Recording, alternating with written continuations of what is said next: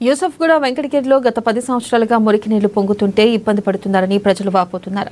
ఈ విషయంపై ఎన్నిసార్లు కార్పొరేటర్ చెప్పినా పట్టించుకోకపోవడంతో హైడ్రా అధికారులను సంప్రదించమని తెలిపారు. వారు మంత్రులు స్పందించి పొంగి పొర్లుతున్న స్థలాన్ని పరిశీలించారని, త్వరలో పనులు చేస్తామని హామీ ఇచ్చారని ప్రజలు తెలిపారు. చిన్న ప్రాబ్లమ్స్ లేవన్నా, మొత్తం జుబ్లీస్ కాన్స్టిట్యున్సీలో పెద్ద ప్రాబ్లం అంటే యూసుఫ్గూడలో కృష్ణనగర్. గత గవర్నమెంట్ ఏమీ చేయలేదు, జస్ట్ తిరిగారు, ఓట్లు వేయించుకున్నారు, వెళ్ళిపోయారు. కార్పొరేటర్ గెలిచాడు, కానీ ఏం చేశాడు? ఏమీ చేయలేదు. జస్ట్ ఆయన అయ్యిండా కార్పొరేటర్, ఓకే, డబ్బులు వసూలు చేసినామా, ఆర్ట్ కన్స్ట్రక్షన్ చేస్తున్నా, వీడ్ కన్స్ట్రక్షన్ గల్లీలలో తిరగాలి, పైసలు వసూలు చేయాలి, ఆయన పని అది. ఓవర్ ఇంట్లోనే ఏమైనా అపోజిషన్ పార్టీలు ఉన్నారా, అలా దాంట్లో పుల్ల పెట్టాలి, కేసులు బుక్ చేయాలి, ఆయన పని అది.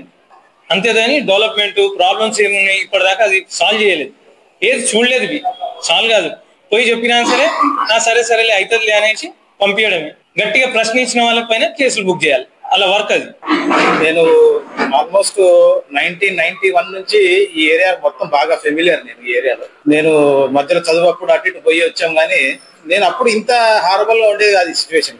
కృష్ణనగర్ మట్టి రోడ్లు ఉండేవి, నేను అప్పుడు స్టూడెంట్ని, నార్మల్ గా ఉండేది చాలా.